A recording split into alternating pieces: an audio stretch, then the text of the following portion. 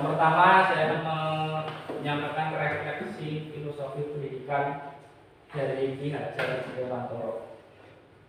Ya, yang pertama ini semboyan guru penggerak yaitu salam dan bahagia. Jadi semuanya salam dan selalu ceria bahagia. Nah di sini Bapak dan Ibu, apa yang kalian pikirkan atau Bapak Ibu pikirkan ketika melihat sosok Ki Hajar Dewantoro? Di situ saya konsep tanda tanya. Kira-kira menurut Bapak Ibu sekalian, apa yang terlintas ketika melihat sosok Ki Hajar Dewantoro? Silakan bisa dijawab salah satu. Ki Hajar Dewantoro adalah tokoh pendidikan nasional ini yang terkenal dengan simbolnya di Pak F. Tuturi, Dena atau Ignatius Bodo, untuk maksud Tuturi. Yang ini yang selama ini akan dicoba di pendidikan guru penggerak, yaitu menggali kembali filosofi dari pendidikan Ki Hajar Dewantoro.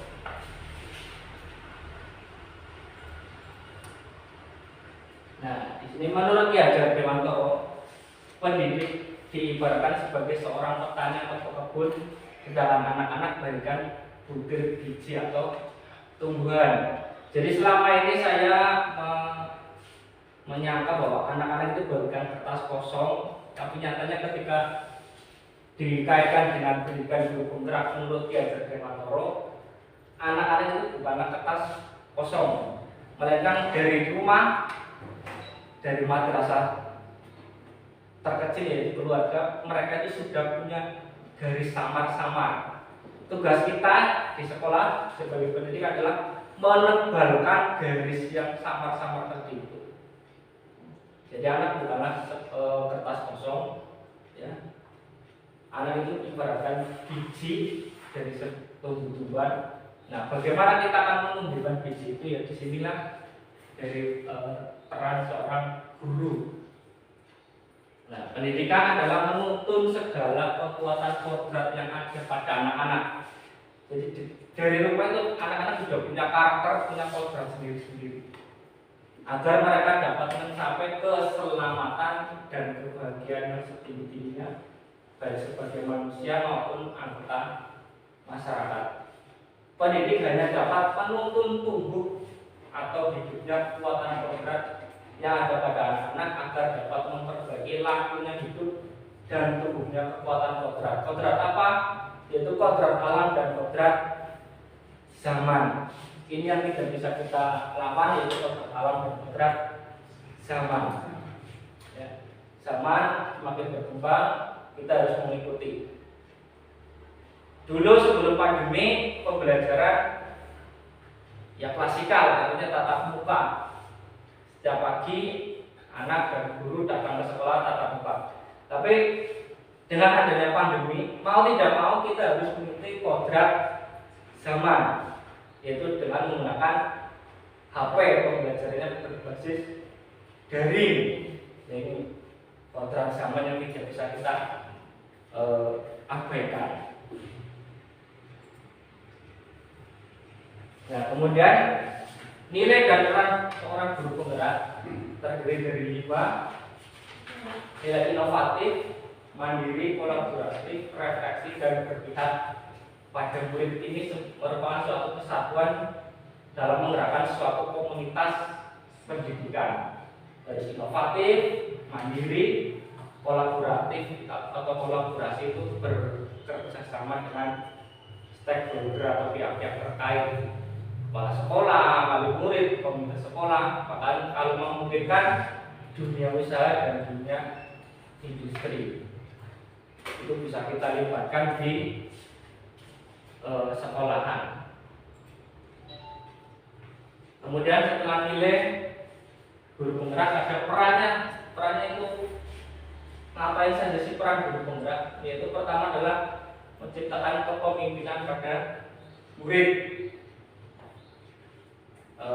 Bisa dimisalkan atau dicontohkan, misalkan pada saat memimpin berdoa itu jangan monoton ketua kelas saja atau wakil ketua kelas, bisa kita rolling, kita tunjuk langsung, Mas, gua silakan disiapkan. Itu menciptakan kepemimpinan pada murid. Kenapa? Karena tadi balik lagi kodratnya sebagai manusia di lingkungan keluarga ataupun di masyarakat. Nanti kan anak-anak kita tidak tahu akan menjadi ketua RT, akan menjadi DPR, atau akan menjadi kepala keluarga, misalkan yang paling kecil. Itu menjadi seorang pemimpin. Kita tunjuk saja siapa yang menyiapkan dari itu. Ya, atau mungkin ditawarkan siapa yang akan menyiapkan, tidak kita tunjuk. Itu menciptakan kepemimpinan pada murid biar tidak monoton. Yang kedua, perannya adalah menggerakkan komunitas. Seperti hari ini saya diberikan tugas untuk menggerakkan komunitas di lingkup paling kecil di sekolah yang ada guru penggeraknya. Mungkin di lain kesempatan ada tugas misalkan satu gugus atau dalam KKG harus menyiapkan sosialisasi guru penggerak. Yang ketiga, coaching. Ini menjadi narasumber bagi rekan sejawat. Yang keempat, kolaborasi antar guru. Kita harus bisa berkolaborasi ya dengan guru-guru yang lain. Contoh misal beberapa hari yang lalu saya berkolaborasi dengan Bu Nufus, Bu Ibria terkait dengan religius. Bu Nufus memberikan tugas ke anak untuk mempraktekkan itu dan cara berdoanya seperti itu. Saya jelas butuh guru yang lain. Kemudian yang kelima terakhir adalah pemimpin pembelajaran. Peran guru penggerak itu memimpin pembelajaran di sekolah maupun di kelas masing-masing. Nah ini inti dari guru penggerak adalah visinya, yaitu mewujudkan profil pelajar Pancasila yang terdiri dari enam tahapan atau 6 bagian. Yang pertama adalah beriman, bertakwa kepada Tuhan Yang Maha Esa dan berakhlak mulia.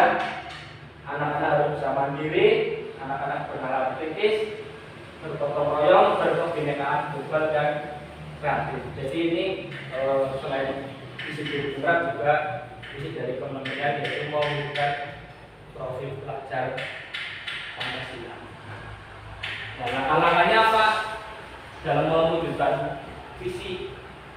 Dengan menggunakan pendekatan empirik apresiatif, yaitu dengan cara mengidentifikasi hal-hal baik dan positif yang dimiliki oleh sekolah, pendidik dan peserta didik, serta kekuatan apa saja yang dimiliki sekolah dan juga komponen apa yang dapat mendukung kekuatan tersebut agar dapat bekerja secara optimal untuk mewujudkan perubahan ke arah yang lebih baik menggunakan tahapan kerja. Jadi sebelum merumuskan visi, kita menggunakan tahapannya, rumusannya menggunakan bekerja. Buat pertanyaan, ambil pelajaran seperti itu. Nah, yang terakhir budaya positif atau ekosistem positif. Kita ambil contoh perbandingannya dengan kehidupan seorang petani. Dalam habitatnya sama kewajibannya dengan seorang pendidik yang menanam padi. Hanya dapat menuntut tumbuhnya padi. Ia dapat memperbaiki kondisi tanah, memelihara tanaman, memberi pupuk dan air, membasmi ulat dan jamur agar padi itu dapat tumbuh sempurna. Itu filosofi menurut Ki Hajar Dewantara tentang budaya positif. Nah, sekarang ilusi kontrol. Ini saya skip saja. Ilusi kontrol atau teori kontrol yang selama ini saya terapkan juga ternyata belum tepat, ya, bahwa guru mengontrol murid itu adalah sebuah ilusi. Makanya tadi slide sebelumnya ini dari dari instruktur saya.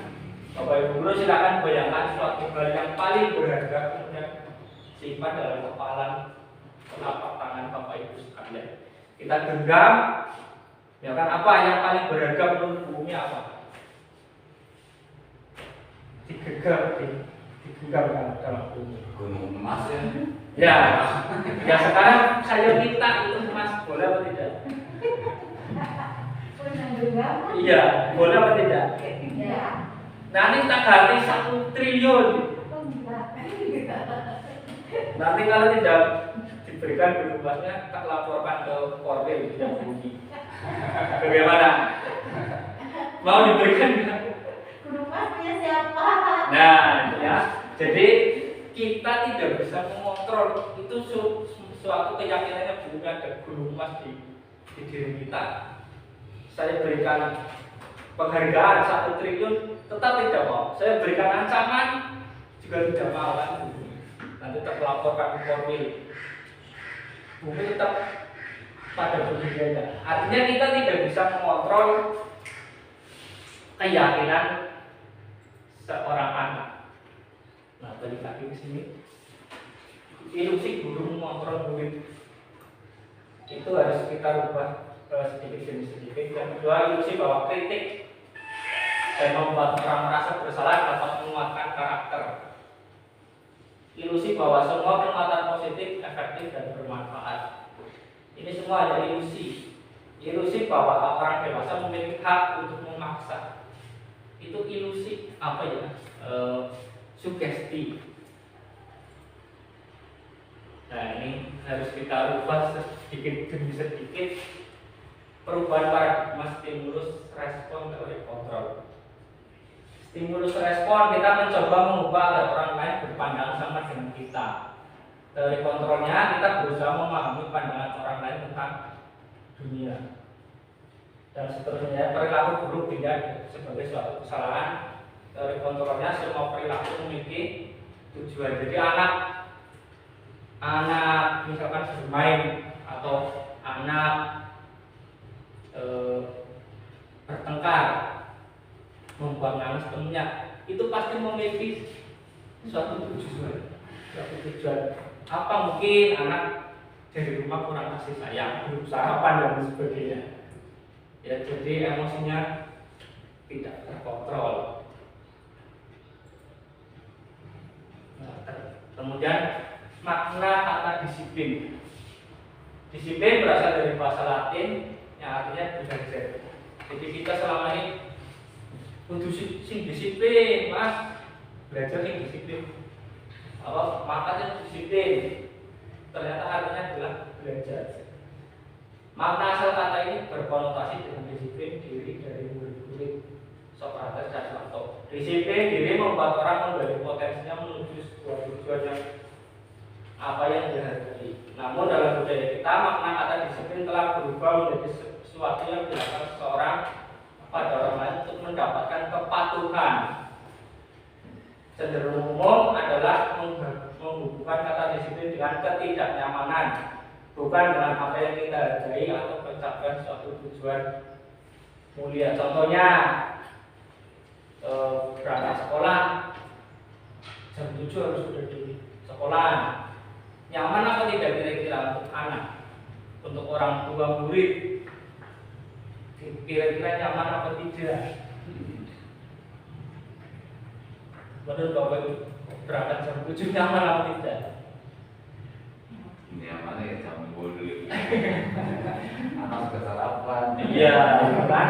Jadi disiplin itu Apa? cenderung membuat ketidaknyamanan kan? Iya. Kedisiplinan itu cenderung membuat tidak nyaman bagi kita. Iya.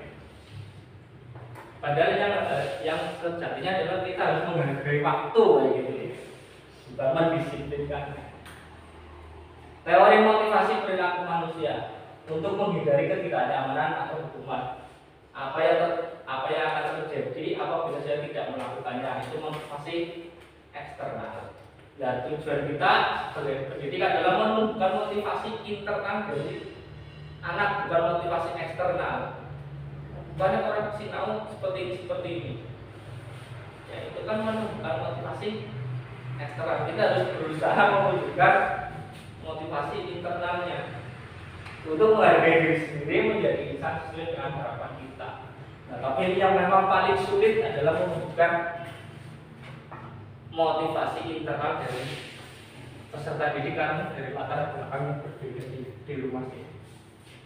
Nah, ini untuk dapat mencapai budaya positif, memang harus ada paling kecil adalah peraturan kelas. Setelah dibuat peraturan kelas akan menjadi sebuah keyakinan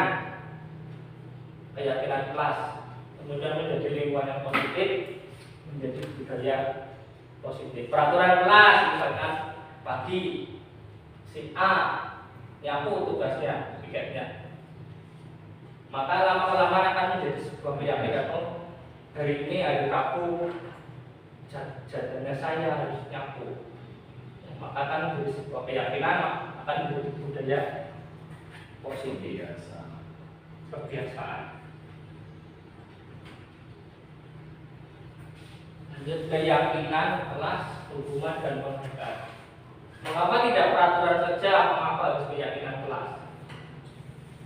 Menurut Bapak Ibu guru kenapa ya? Kenapa kita bukan peraturan tapi harus keyakinan?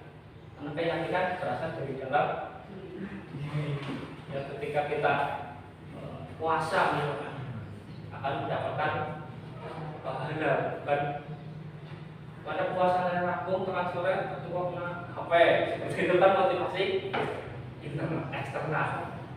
Itu diubah menjadi keyakinan dari dalam diri.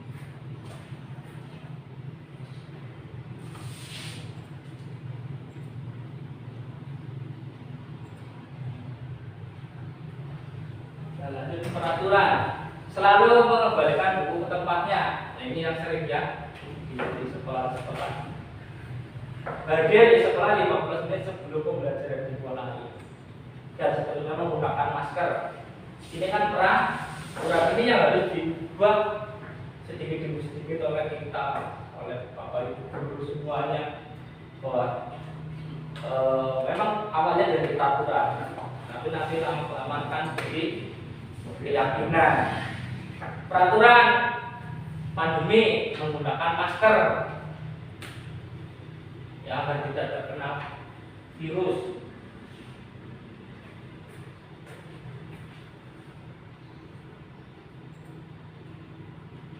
Nah, ini yang mesti dibuat di kelas adalah jangan membuat peraturan, selalu mengembalikan buku ke tempatnya, tapi menjadikan keyakinan bahwa itu tanggung jawab. Dilarang mengganggu orang lain, menghormati orang lain dan diri sendiri. Terus ini gunakan masker itu untuk apa? Kesehatan dan keselamatan. Memakai helm itu sebaiknya jangan peraturan, tapi ditumbuhkan menjadi sebuah keyakinan dari dalam diri. Ranggu helmnya, saya selamat, aman dari tilangan, seperti itu. Nah, ini yang menurut saya poinnya selama saya mengikuti modul 1 guru penggerak ini, selain tadi budaya positif, ada kotoran juga ini. Ini kalau dipahami maknanya itu dalam, menurut saya dihukum oleh penghargaan yang sering masih banyak terjadi ya. Maka saya sendiri juga masih sering melakukan. Dihukum oleh penghargaan menghukummu, penghargaan mengurangi ketepatan, penghargaan tidak efektif, penghargaan merusak hubungan. Ya, kita ada yang juara 1, kita kasih buku, kasih alat tulis dan lain sebagainya. Lama-kelamaan akan merusak hubungan. Ya, penghargaan itu adalah motivasi eksternal tapi sifatnya sementara atau permanen. Ya, insidental, sementara. Ketika si A tidak juara 1, maka rusaklah sebuah hubungan. Lo dulu orang awal ditaringnya. Saya tidak juara 1, tidak diberikan sepeda. Maka keyakinannya kepada orang tua atau kepada guru akan berkurang lama-lama, berkurang, merusak hubungan. Nah ini yang saya pernah ini mengalami ini ya, dan melakukan tindakan dulu misalkan ada anak yang berkelahi atau bertengkar, kamu harus mencatat di dalam buku dengan kalimat saya tidak akan terlambat lagi karena telah datang sekolah. Menurut Bapak Ibu itu hukuman atau sanksi? Sanksi. Ya nanti kita lihat. Lari mengelilingi halaman basket karena telah berhenti di sekolah. Lari aktivitas sanksi. Membersihkan tumpahan air di meja karena tersenggol pada saat pelajaran. Sanksi atau hukuman? Nah, mari kita lihat ya jawabannya.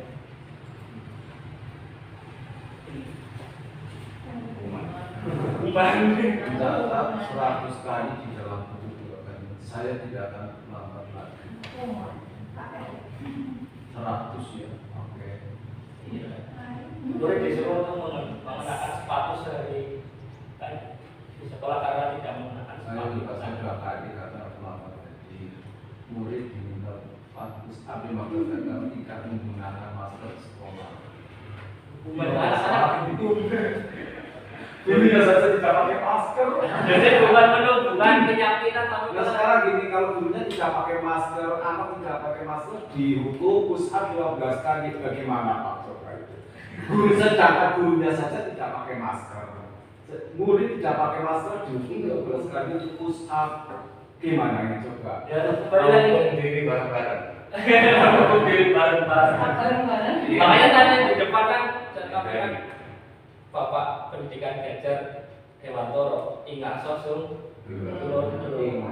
Nah kita harus memberikan contoh pada Otomatis ya, pemimpin itu harus menunjukkan contoh yang terbaik untuk anak didik. Iya. Kalau saya memang 3/100 hanya 15 untuk pertama misalnya saya berjanji tidak akan mengulangi perbuatan yang melanggar tata tertib sekolah itu 15 dulu. Nanti kalau besok lagi kasih pelanggar tambah 15 lagi 30. Tapi enggak 100 itu kan sekali. Enggak harusnya malah jangan hukuman Pak. Harusnya menunjukkan keyakinan. Ya karena kalau dihukum anak nanti akan takut.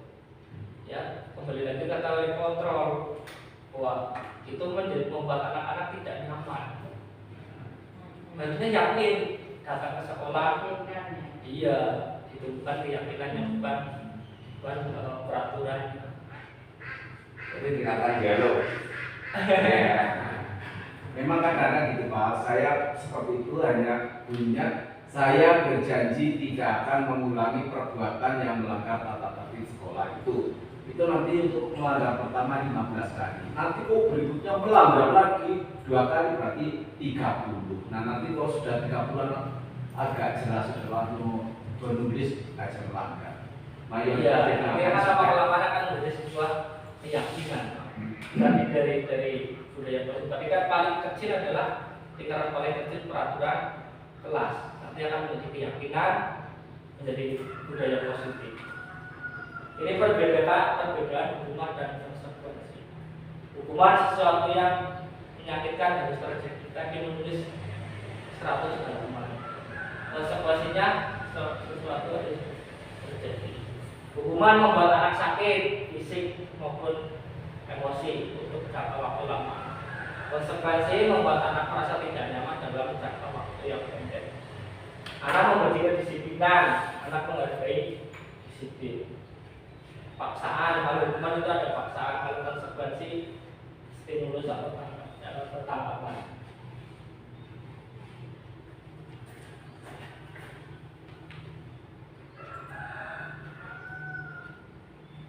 Nah ini posisi kontrol kita sebagai seorang guru ya. Tingkatan paling tinggi adalah sebagai manajer dan paling bawah adalah sebagai penghukum. Dari 5 tingkatan ini posisi bapak ibu yang paling sering dilakukan di posisi yang mana? Kalau saya masih cenderung membuat orang merasa bersalah. Kenapa? Guru berkata, kalau kamu tidak melakukannya, awas dia rasakan.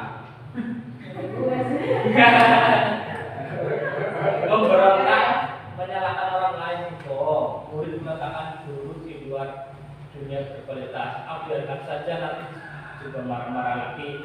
Nanti murid akan seperti jawabnya, murid mengulangi kesalahan.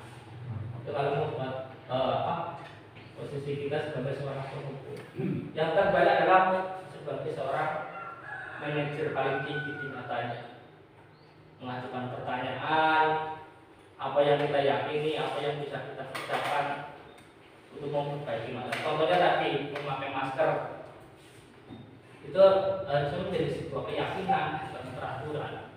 Ya. Nah, atau Fajar, kamu memakai masker, kenapa? Mungkin rata-rata jawabnya pandemi, Bu, pandemi Pak, aturannya seperti itu.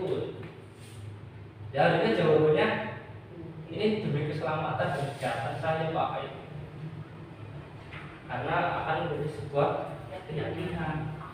Tapi gini Pak, saya memang kadang-kadang menerapkan ke anak itu dari dari Jumat satu pakai pangkal, tapi pakai leher gitu ya. Tapi ada dari anak, kok Pak ini nggak pakai? Aku dengar gitu. Gitu. Padahal gurunya tuh menerapkan ke anak itu pakai pangkal gitu, seperti leher gitu ya, itu kan mati. Kok Pak ini nggak pakai? Ya, aku dengar gitu. Ya saya sudah merasa. Saya menerapkan ke anak baik, tapi gitu juga kok gurunya nggak pakai, ini gimana? Rasa gitu. Tapi kembali lagi ke tubuh ini memang seperti itu. Saya sadar. Bila saya menyerahkan anak dari satu pakai pramuka lengkap, ternyata gurunya nggak pakai. Kemudian lanjut ini terkait dengan posisi kontrol tadi, ada 5 posisi kontrol, sebagai penghukum, teman, merasa orang bersalah, dan terakhir sebagai seorang manajer. Kalau kita sebagai pendidik atau guru ya, sebaiknya kita sebelum menghukum atau membuat orang merasa bersalah, sebaiknya melalui tahapan ini, tahapan segitiga restitusi, yaitu proses menciptakan kondisi bagi murid untuk memperbaiki kesalahan mereka sehingga mereka bisa kembali pada kelompok mereka dengan karakter yang lebih kuat, karakternya keyakinan dalam diri murid. Ini ciri-ciri restitusi, bukan untuk menebus kesalahan, namun untuk belajar dari kesalahan. Jadi ya menulis sebanyak 100 halaman, memperbaiki hubungan, menawarkan bukan memaksa. Dia menawarkan. Nek orang masker, akibatnya apa?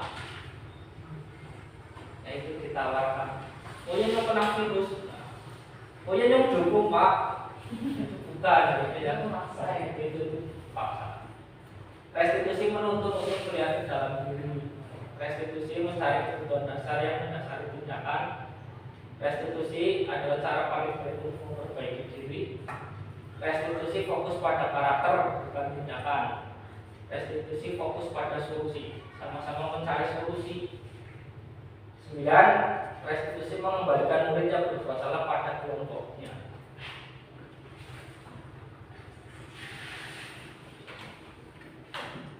Ini segitiga restitusi. Yang pertama adalah menstabilkan identitas. Misalkan ada anak yang salah, tidak memakai hasduk, kita stabilkan dulu identitasnya. Tidak masalah kamu tidak memakai hasduk. Ya, Pak Guru pernah dulu seperti itu. Kemudian divalidasi tindakan. Nah, apa orang harus hasduk? Terlambat Pak, kesiangan. Lupa. Nah, seperti itu. Terus ditanyakan lagi, kan keyakinannya kan kalau hari Jumat Pak memakai hasduk ya kalau tidak memakai hasduk seperti ini.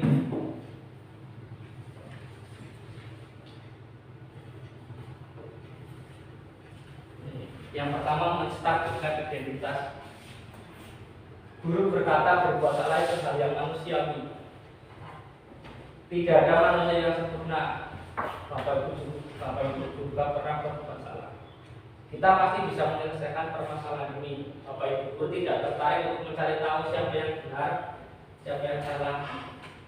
Bapak Guru lebih tertarik untuk menyelesaikan masalahnya. Seperti itu, bukan mencari kesalahan anak. Kemudian yang kedua, memvalidasi tindakan.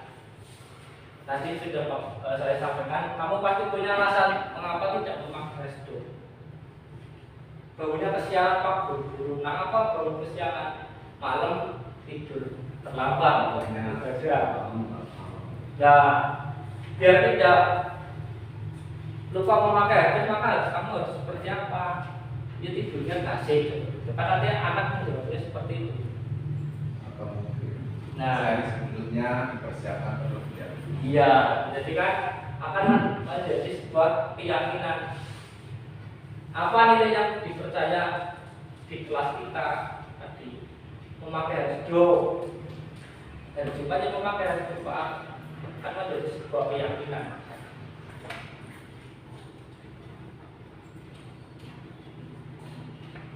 Intervensi nanti.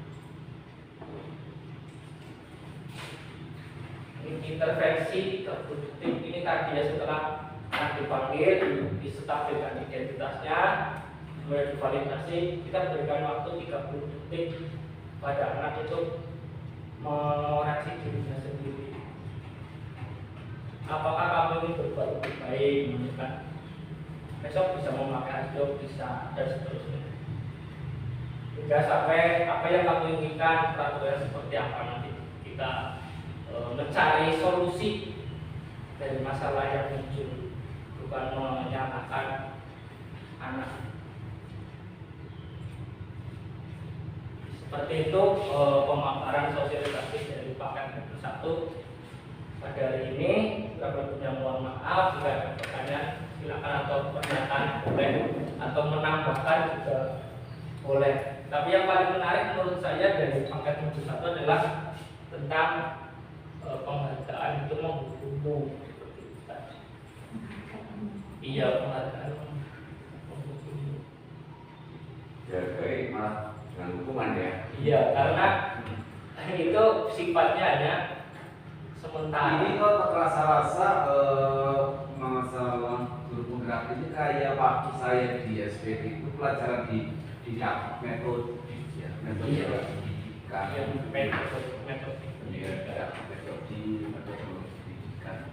Jadi ya Waktu saya di SPG ya. ya itu makanya jadi berfokus kepada guru dan murid. Iya. karena pendidikan guru penggerak itu fokusnya pembelajaran yang berpihak pada anak, pada guru. Jadi bukan fokus pada guru ceramah di depan, itu bukan. Karena gurunya nanti juga alumni guru penggerak sebagai kepanjangan tangan dari kementerian atau dinas pendidikan untuk sosialisasi kebijakan-kebijakan tentang dunia pendidikan yang baru. Contoh yang paling dekat adalah kurikulum prototype. Itu kemarin alumni angkatan 1 sudah ada yang sosialisasi di berbagai daerah, tapi belum ke kurikulumnya, masih ke dalam modul-modul itu penggerak. Dan nanti lama-kelamaan mungkin seperti itu. Kalau menurut cerita dari angkatan 1, siap-siap alumni guru penggerak itu akan menjadi kepanjangan tangan dari LPMP atau dinas pendidikan atau kementerian. Kalau dulu ya zamannya Pak Yanto dan Pak R mungkin guru instruktur apa ya Pak ya? Iya. Iya ya. Terus kemarin yang baru ya instruktur kurikulum 2013 atau PKP ya PKP. Nah ini didukung oleh penghargaan ini yang saya juga masih melaksanakan ini ya, penghargaan mendukung, penghargaan mengurangi ketepatan, penghargaan tidak efektif, penghargaan merusak hubungan. Kita masih banyak banget di sekolahan ya mengerjakan PR nilainya 100 diberi bintang kan seperti itu. Nah, kalau bintangnya banyak, kasihan yang tidak mengerjakan PR atau yang nilainya kecil. Nyorot kalau tahu bintangnya akhirnya ini merusak hubungan, terburu pilih kasih dan seterusnya. Terburu rasanya lari nyomot diberi bintang itu. Nah, tapi kalau diberi bintang semua, yang nilainya 100 juga merasa mengerjakan PR nilai 1 juga dibintangkan semua lagi. Orang mengerjakan juga diberi bintang. Itu akan merusak hubungan, didukung oleh penghargaan. Seperti itu. Barangkali ada tambahan mungkin Bapak Ibu atau pertanyaan, sebisa mungkin nanti saya akan menjawab. Apalagi penghargaan itu kalau penghargaannya itu sifatnya subjektif ya, nggak objektif. Baik menurut guru ya. Iya. Repot sekali kita. Penghargaan Murid dirusak, murid yang lain dirusak. iya, murid yang lain terutama. Terus juga penghargaan tidak efektif, motivasinya eksternal terus jangka pendek. Motivasinya eksternal jangka pendek. Kalau dapat ranking 1 dapat sepeda atau dapat handphone misalkan ke anak kita menjadikan besok kalau kamu ranking 1 bapak berikan atau berikan sepeda baru. Kalau persaingan di kelas di sekolahnya kan kita tidak tahu. Ketika anak kita tidak ranking 1 ada ranking 2, maka emosinya kan down pasti. Kalau ranking baris nanti orang ranking jelas orang di sepeda ini. Jelas orang di HP yang di sekolah. Dan itu kan mungkin ya suka orang sinau, tapi kan kita tidak tahu dinamika di dalam kelasnya itu seperti apa di kelas anak kita. Ya mungkin yang si A belajar lebih giat daripada anak kita, justru menjadi ranking 1 dan seterusnya. Ya bodoh katanya. Atau juga Ada saja Dan mau ditanya. mungkin Pak Yanto ada yang mau disampaikan. Ini itu mulai penghargaan. mulai pelajari niat tuh itu. Iya. Ini saya juga dapat dari instruktur materinya, poin-poinnya dihukum oleh penghargaan. Jadi kalau yang lain dapat penghargaan, kita yang tidak dapat penghargaan maka hukum gitu ya. Maksudnya begitu. Iya. Kalau yang lainnya sudah selesai semua kerjakan tugas, Saya belum. buat belum, maka terhukum oleh situasi. Iya. Perasaan ketiga. Regarding saya. Iya. Terhukum oleh penghargaan.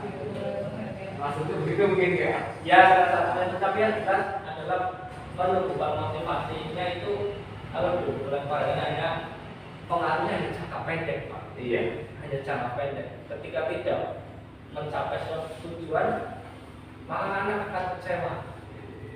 Ya, dihukum oleh penghargaan. Tadi sudah saya sampaikan 2 rapot, orang siji, jelas orang di HP ya. Maka penghargaannya kan HP. Tapi ketika buka rapot ranking 2, aku dihukum orang di HP. Itu namanya dihukum oleh penghargaan. Ya kalau anak kita mentalnya kuat ya, besok saya belajar lebih giat untuk ngejar lagi dan dapat apa. Ya kalau anak kita mentalnya down, karena karakter dari anak-anak kan berbeda. Ya, kalau mental anak kita down, ya sudah perasaannya mesti nggak usah begini, ranking loro, orang yang dibagi orang dapat HP, karena seorang sih tahu, ya kan. Terus sebaiknya saya lihat bisa tetap diberi penghargaan. Ya tapi di satu sisi ranking loro dapat HP, kalau masalah berarti dihukum lagi oleh penghargaan. Kita sebagai orang tua sebelum bingung tidak diberi nanti mental anak diberi, kalau mental anaknya kuat dapat ranking loro beli HP sampai banyak susi tahu nih. Nah itu mesti beli panik kayak ini kan bapakku dihukum oleh ya sebaiknya jangan memberikan penghargaan. Ada sisi positifnya, ada sisi negatifnya kalau penghargaan menurut saya. Ya, di penghargaan kalau anaknya karakternya kuat, dia akan semakin tinggi. Tapi kan ketika satu dua karakter dari rumah beda-beda, dari latar belakang keluarga yang berbeda, akan semakin turun drop seperti itu. Terus sebaiknya seperti apa? Tadi menunjukkan motivasi intrinsik, keyakinan bahwa saya butuh belajar, bukan butuh penghargaannya. Melalui apa? Melalui pendidikan atau pembelajaran yang berpihak kepada murid, kepada anak. Untuk apa? Menyiapkan anak biar bisa ketika lulus bisa langsung ke masyarakat, ya, sesuai dengan kodratnya di masyarakat, memanusiakan manusia. Kedepannya itu harapan dari pemerintah kita itu seperti itu, anak lulus sekolah, dia sudah siap di masyarakat. Pembelajarannya tidak lagi mendengarkan guru dan sebagainya. Ketika terkontekstual dikaitkan dengan dunia di masyarakat.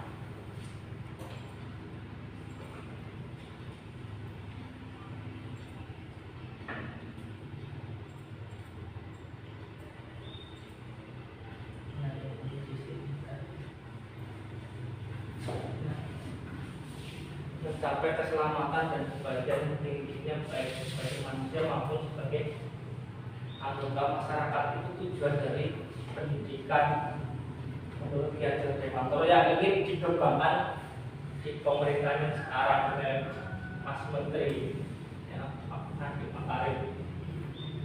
Keselamatan dan kebahagiaan tingginya sebagai manusia maupun anggota masyarakat. Selamat berbahagia, Pak. Iya. Tujuan utama hidup. Selamat Iya, iya. Dan itu dirasakan oleh murid, gitu ya. Iya. Nah, sampai sekolah saat murid bahagia. Demikian pemaparan sosialisasi program guru kontrak kami. Kurang lebihnya mohon maaf. Sekian, wassalamualaikum warahmatullahi wabarakatuh.